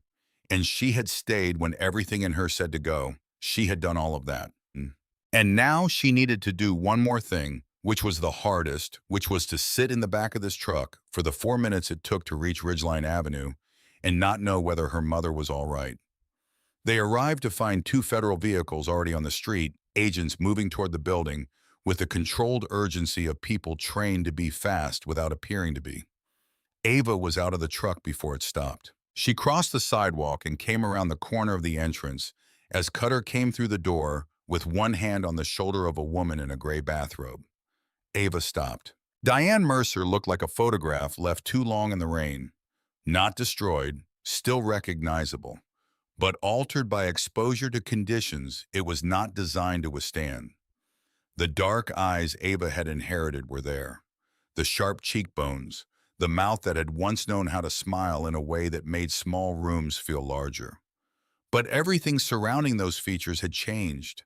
The skin was sallow, the hair was thinner and unwashed. The hands clutching the bathrobe at her throat were trembling with the fine, steady tremor of a body that had been metabolizing wrong things for too long. Mom. Diane squinted against the gray morning light, the blinking of someone brought from a dim interior into an exterior that required adjustment. Her eyes moved across the scene and then found Ava. For 3 seconds there was nothing. No recognition. The flat gaze of someone who had retreated so far from the surface of herself that things reached her on a delay. Then something moved. A flicker. A crack opening in a surface. The specific moment when a person who has been very far away begins the process of returning. Ava. The name came out as both a question and an apology, both incomplete, both true. Ava walked forward and stopped 2 feet away. She did not run, did not collapse into the moment the way a part of her wanted to. She stood close enough to be undeniable and looked at her mother's face and held the full weight of the 23 days and the 2 years before them without letting it take her off her feet. "Are you hurt?" Ava asked. Diane's face crumpled. Not dramatically, quietly the way something heavy settles when it finally finds a surface that will hold it. "I'm so sorry," Diane whispered. "I'm sorry, I couldn't. I didn't." "I know," Ava said. Behind them, Cutter came through the door a second time, this time with a man in handcuffs whose head was slightly lowered, wearing sweatpants and a gray t-shirt, stripped of the fitted jacket and polished boots and the tactical precision that had made him seem like something more significant than what he actually was. Carl Redding. Ava turned and looked at him. She had anticipated this moment with a vague dread, expecting something large from it. Some version of vindication or release, or the specific satisfaction of consequence arriving for someone who had earned it. What she felt instead was simpler.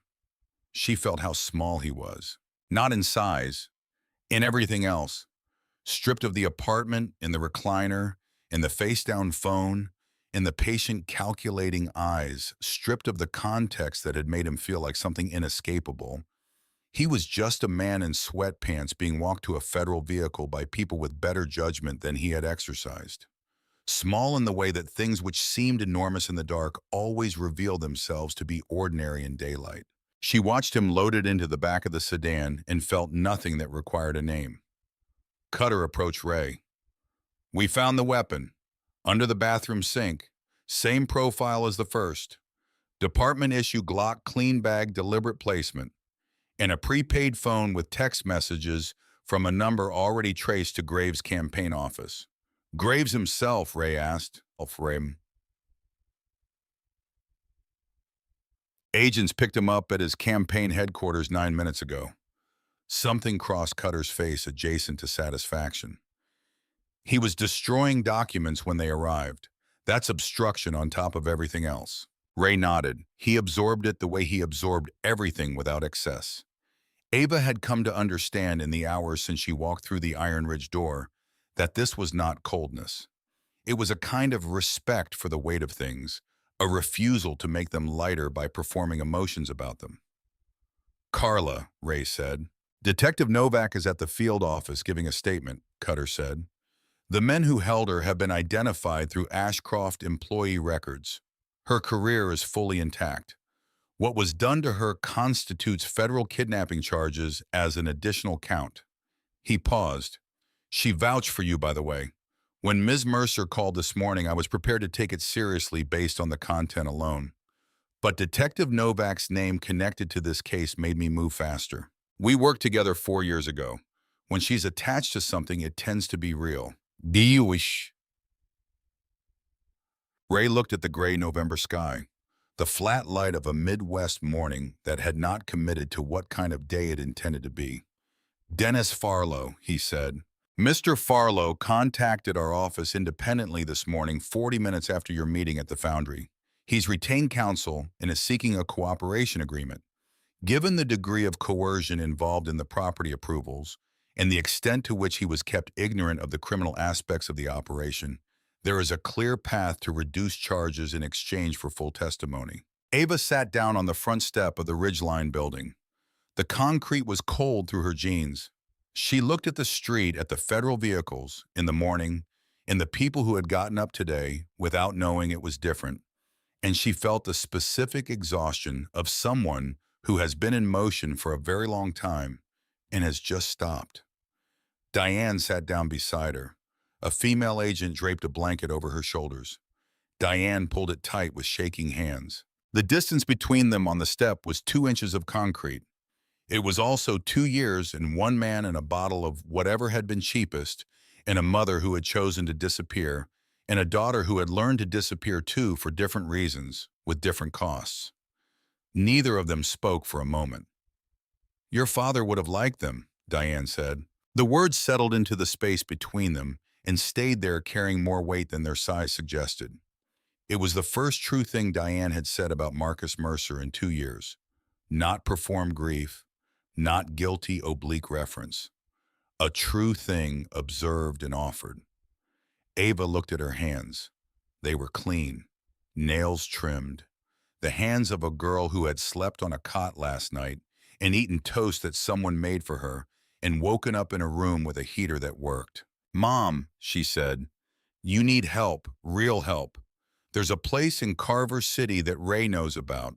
Not a number to call. An actual place. Diane was quiet. Her hands were still shaking. The tremor made the blanket move slightly, a small, persistent motion.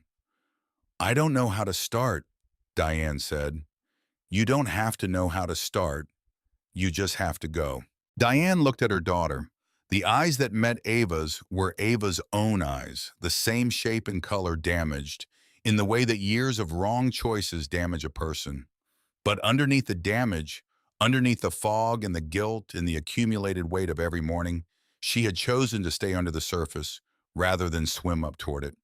There was something that had not gone entirely out. Small, uncertain, but present. Okay, Diane said. Ava put her hand on her mother's arm. Not an embrace. Not forgiveness. Not yet. Not today. Contact. The first physical contact between them in months, carrying the weight of everything that could not be said yet, and the fragile possibility of everything that might eventually be rebuilt. The kind of possibility that was not a promise, just a door, slightly open, light coming through the crack. Ray stood at the curb and watched without approaching. He understood the difference between being needed and intruding, and he had learned it the hard way. He stood close enough to be seen and far enough away not to crowd the moment that was happening on those front steps between two people who had a very long road ahead of them and had just taken the first step onto it.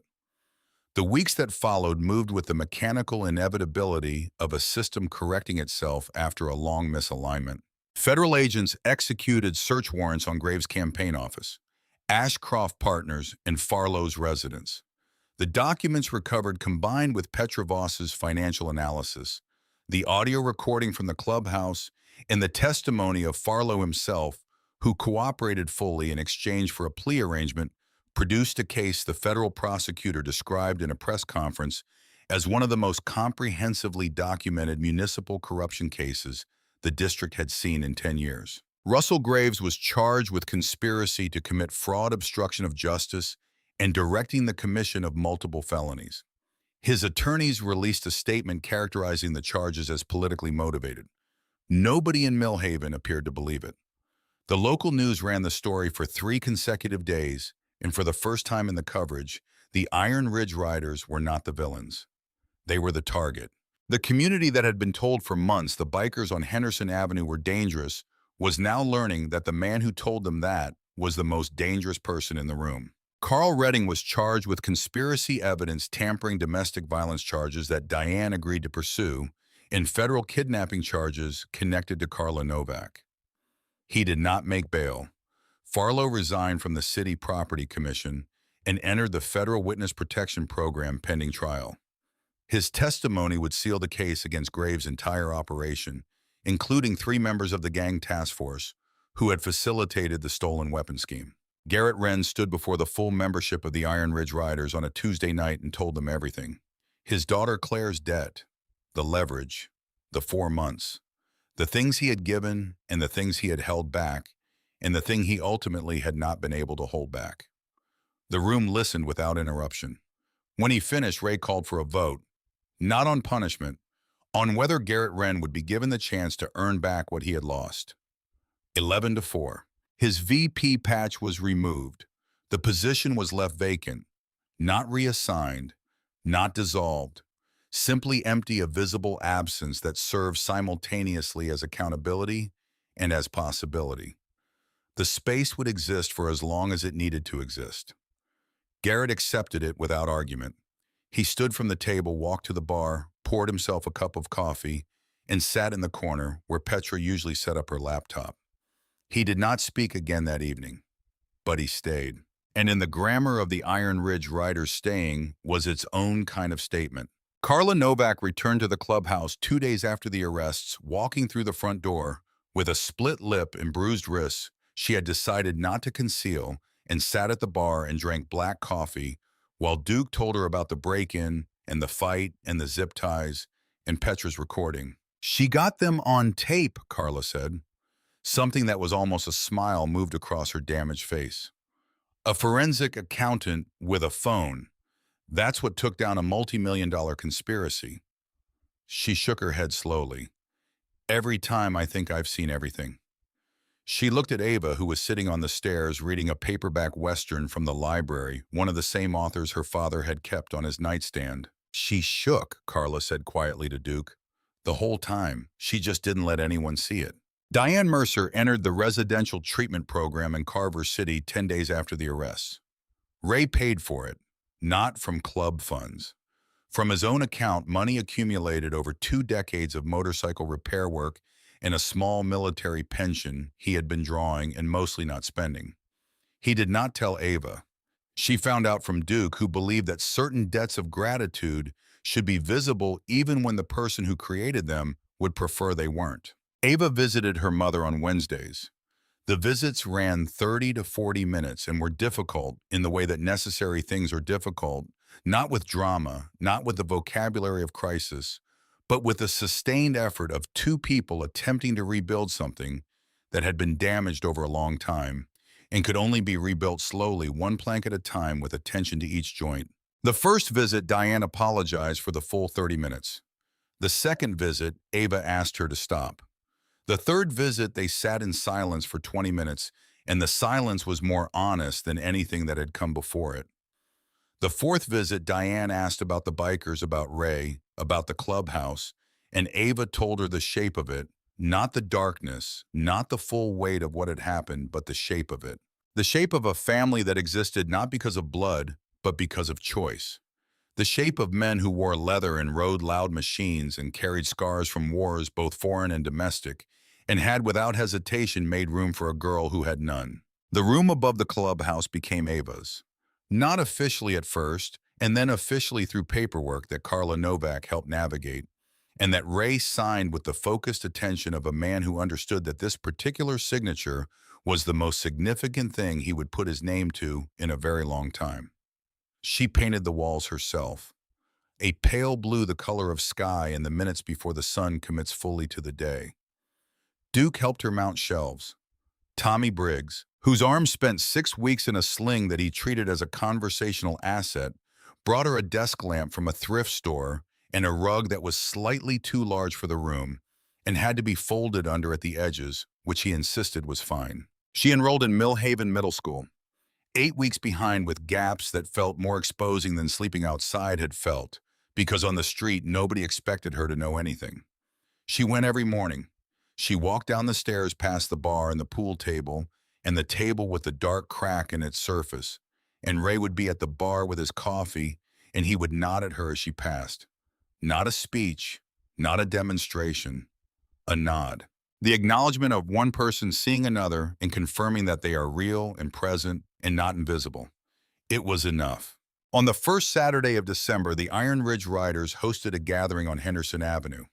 Tables outside the street closed with the city's permission, which was a detail Ava noted quietly because 3 months ago, the city had been trying to destroy them. Families from the neighborhood came. The woman from the soup kitchen on Birch brought aluminum trays of food. The librarian who used to give Ava pointed looks arrived and handed her a library card with her name printed on it. Ava M. Mercer in clean black letters. The bikers moved through the crowd with the ease of people who had earned the right to be exactly where they were. Duke ran a folding table where he did free oil checks on anyone's vehicle, working with the focused precision of the combat medic he had been before he was anything else. Tommy demonstrated a card trick for a cluster of neighborhood kids who watched with the particular attention that magic and motorcycles command equally. And Garrett stood at the edge of the gathering, leaning against the brick of the clubhouse present, but not participating, occupying the specific position of a man who was earning his way back inch by inch through the quiet labor of showing up. His daughter Claire had come to see him the previous week. Ava had seen them from the upstairs window, Garrett in the parking lot, a young woman getting out of a car, the two of them standing apart and then slowly, carefully closing the distance. No embrace, not yet, but proximity, the willingness to share the same ground. Ava understood that willingness. It was the same thing she brought to the treatment center every Wednesday when she sat across from her mother and let the silence do what words could not yet do. Late in the afternoon, the December sun already dropping toward the rooftops, and the temperature beginning its evening commitment to cold. Ray found Ava on the front step with a mug of hot chocolate that Tommy had made with too much cocoa powder and not enough milk, which was exactly right. He sat down beside her, coffee black steam rising in the cold air and briefly tangling with the steam from her mug before both disappeared. They sat without speaking for a while. The street was full of people and voices and the low idle of a Harley. Someone had left running at the curb for warmth and the smell of leather and cold air and food from the aluminum trays, and the sound of Millhaven choosing to gather around the building that someone had tried to take from it. Ava, Ray said. Yeah, your father. When he walked into that store. He looked at the street, at the people, at the men in their cuts, moving through the crowd with the ease of people who belong somewhere, and knew it. Do you think he was afraid? Ava looked at her mug. The cocoa had settled at the bottom in a dark crescent, the way it did when you didn't stir it and she had not stirred it. Yeah, she said. I think he was. He went anyway. He went anyway. Ray drank his coffee. The street noise wrapped around them, the voices and the engines and the particular sound that communities make when they are choosing to be in the same place at the same time, for reasons that have nothing to do with being required to. I'm not going to be invisible anymore, Ava said. Ray looked at her. Not to survive, not to be safe, not for any reason. She held the mug with both hands and felt the warmth moving through the ceramic into her palms. I spent 1.5 years disappearing. I'm done with it. I know, Ray said. Good. She stood up, stepped off the porch and into the gathering, into the noise and the warmth, and the people who knew her name. A girl from school she had met 2 weeks ago called it from across the street, waving from near the food tables. Ava raised her hand and crossed toward her, and the crowd received her the way a current receives a boat carrying her forward without swallowing her. Ray sat on the step and watched his brother's daughter walk into a crowd of people who knew she was there. His coffee was cold. He didn't move to fix it. He watched her go, and he felt something moving through him that he did not immediately have a name for. Something that had been buried under Barstow in 6 years of silence, in 3 days of not knowing, in 2 years of searching, and the specific grief of a man who had done the wrong things for reasons that were right and had paid for the distance between those two things in ways he was still discovering. Power was what Russell Graves had built with. Money and connections and the ability to move systems from behind a desk to build machines that did his damage for him while his hands stayed clean. Strength was a different thing entirely. Strength was a 13-year-old girl crossing a street in the dark to knock on a door she was afraid of. Strength was a man buying wool socks for a stranger on a curb. Strength was choosing to build when everything in you wanted to break something. Choosing to stay when leaving was easier. Choosing to be seen when invisibility had kept you safe for so long that it had started to feel like who you were. Duke appeared beside him with 2 fresh mugs. He sat down on the step without being invited the way he had been doing things for 11 years and handed one to Ray.